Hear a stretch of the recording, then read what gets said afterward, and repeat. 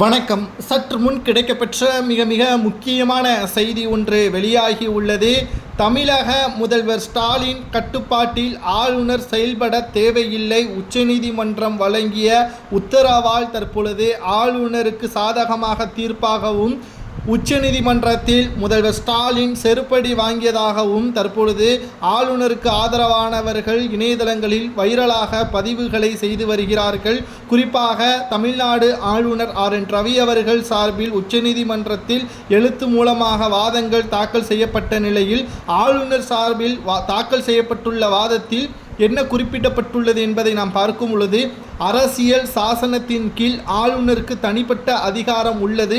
அரசியல் சாசன பிரிவு 200 படி ஆளுநர் எந்த ஒரு தனிப்பட அதிகாரங்களும் அவருக்கு இருக்கிறது.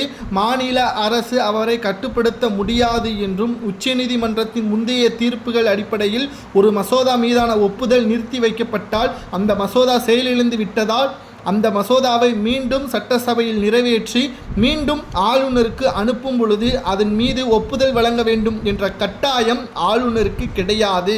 ஆளுநரை உச்சநீதிமன்றம் அதிகாரத்திற்கு உட்படுத்தப்பட்டு செயல்படுத்த முடியாது. ஆளுநர் உச்சநீதிமன்றத்திலேயோ அல்லது உயர்நீதிமன்றத்தின் கட்டுப்பாட்டிலேயோ வைக்க முடியாது. ஆளுநர் தனிப்பட்ட தன்னுடைய கடமைக்கு மீறி செயல்படக்கூடிய செயலில் தவறானது இருந்தால் மட்டும்தான் அவர் மீது நடவடிக்கை எடுக்க முடியுமே தவிர அவரது பதவியை பயன்படுத்தி அவர் மீது நடவடிக்கை எடுக்க முடியாது என்று தமிழக அரசு தொடர்ந்த வழக்கிற்கு உச்சநீதிமன்றம் தீர்ப்பு வழங்கிவிட்டது.